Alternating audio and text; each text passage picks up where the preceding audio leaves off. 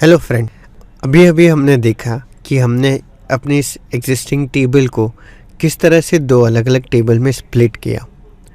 हमने ये भी देखा कि किस तरह से हम सेल्स को मर्ज कर सकते हैं।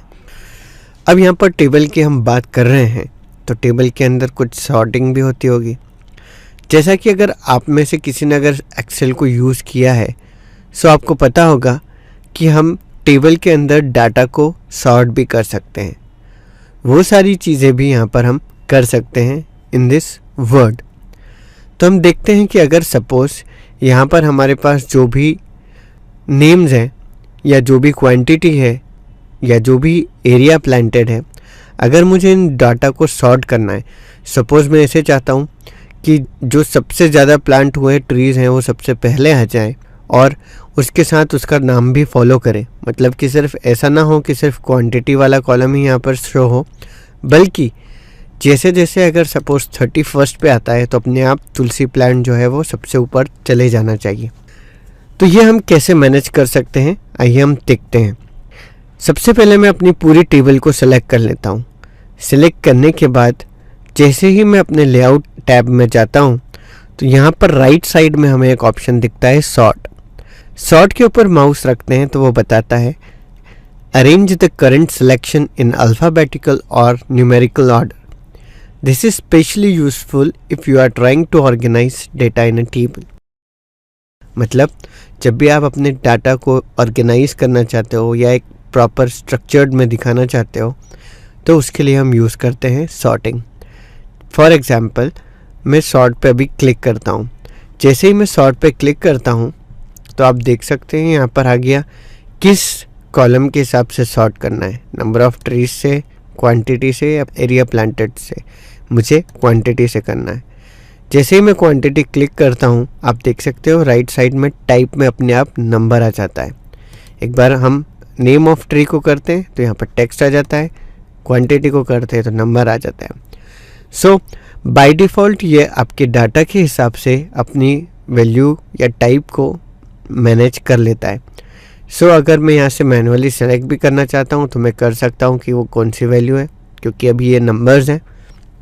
उसके बाद किस तरह से आपको इसको अरेंज करना है, मतलब आप सॉर्टिंग किस वे में चाहते हैं, असेंडिंग मतलब छोटे से बड़े में या फिर डिसेंडिंग बड़े से छोटे में। तो हम चाहते हैं डिसेंडिंग।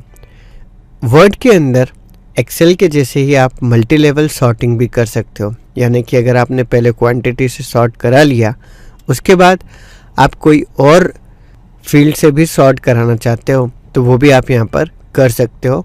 उसके पैरामीटर्स आपको इसके अंदर दे देना होंगे। सो एक बार आपने जैसे ही इसको किया और उसके बाद हम इसको कर देते हैं ओके।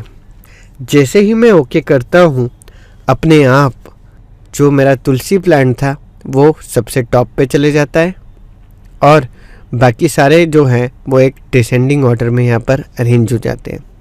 क्योंकि तुलसी प्लांट वाले सेल्स को या तुलसी प्लांट वाली रो को बॉटम बॉर्डर यहाँ पर दिया हुआ है, इसकी वजह से वो बॉर्डर उसके साथ यहाँ पर ऊपर चले गई।